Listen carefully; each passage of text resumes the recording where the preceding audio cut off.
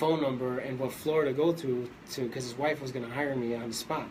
So all I could remember, I couldn't remember the merchandise mark. So I told the cab driver, I'm like, hey, can you take me to the merch something? He's like, the Mercantile Exchange? And I'm like, yeah, that's it. So he took me to the Mercantile Exchange on accident. He took me to the Mercantile Exchange on accident, and I'm like, I walked in, so I'm like, I don't remember what floor I was supposed to go to, so I'm like, I'm just going to go to the 11th floor, right? Because that's like the lucky number, right? I guess. So I went to the 11th floor. This is going to sound even crazy. I went to the 11th floor. Guy walks in. He's like, all right, I walk in. The guy's like, hey, what's going on? Can I help you? He's like, I said, I'm looking for a job. Guy says, what's your name? Blah, blah, blah. I told him. He brings me in. He's like, I'll interview. Shout out to Aaron Lopez. Aaron Lopez is the man for giving me the opportunity. Jeff Kennedy, another awesome guy. Hopefully they're watching. Two great men. It wouldn't be, I wouldn't have anything. I wouldn't have a gym. I wouldn't have the Rolex. True story. If it wasn't for Aaron Lopez and Jeff Kennedy, two great men who gave me an opportunity. So anyway, he's like, hey, yeah, I have a runner job open. It pays like $150 a week or whatever it was. And I was like, okay, I mean, I'll do it, whatever. And he's like, well, you have a resume. I'm like, well, I don't even know what a resume was. It was like 17, I don't know. And so long story short, he's like, well, he's like, how old are you? He goes, what school did you graduate from? I'm like, De La Salle Institute, right? It's a high school, but I made it sound like super swanky. So he's like, yeah, I don't know what school that is. And I'm like, well, it's a high school. And he's like, high school? He's like, how old are you? And I'm like, 18. So he's like, look at all these resumes. I got all these resumes from this guy, or from Notre Dame, from all these Big Ten schools, whatever. And I'm like, all right. So I got up and I was walking out. And he's like, well, you're not even going to try to, like, do this interview? You're just going to quit? And I was like, yeah, I can't compete with that. All these college kids. He's like, well, why should I hire you over all these guys? I'll give you one shot. And I didn't know how to respond. I wasn't well-spoken, So I asked him, I said, Aaron, his name is Aaron Lopez. It's like, can I just talk to you like you're from my neighborhood? And he's like, if that's how I'm gonna get my answer, yeah, tell me. Then I said, if you hire me, I'll work longer than all these guys, and for half the pay. So, boom.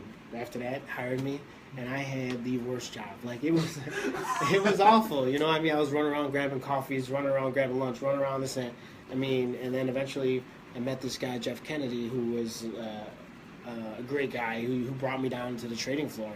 And I was just so excited about working downtown. I was just like, Mom, I'm working downtown. It was amazing. She's like, doing what? I'm like, I don't even know yet. Because it was like I just got hired, That's all that mattered. Yeah, so I just went from working to a car wash to that, and then after that, opportunity, and I started trading when I was 21 years old, and I've been on a seat ever since. So it's been a long time, and I'm 27 right now.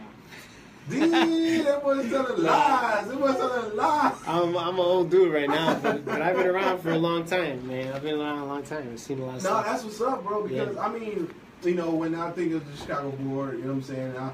It's well known. It's well renowned, bro. Crazy. Like I know a couple people. Shout out to the Cornishes, you know what I'm saying, Catherine Cornish. My homeboys, well actually I call her my sister too, but she came to Chicago. She asked all about it. I was like, I'm gonna put you in touch with my guy Rick. But at the time, you and I were talking about the first amateur event you put together. You and Sam put together. Shout out to Mr. Kalam. I still need you on the show, Mr. Kalam. You know what I'm saying? Yeah, I gotta bring Sam on for one day. I know he's a busy man. One day. He Sam's big time.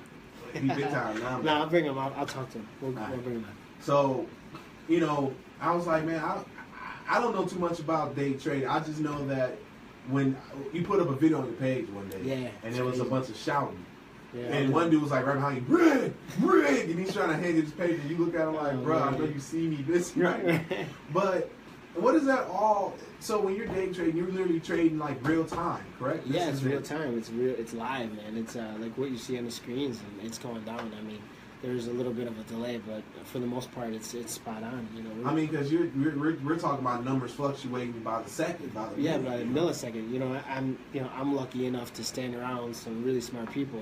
There's a lot of Ivy League guys. And when you surround yourself, it's the same thing like life. You surround yourself with bad people, you're going to be a bad person, and these guys around me are super smart, super smart. Not most of them, some of them have Ivy League educations, and, some of them have Big Ten school, educations, and, I didn't go to college, so I was lucky, my work ethic, and, because I got along with a lot of people, I got a lot of opportunities, but if it wasn't for that, You know, like I tell everyone, man, make friends when you can.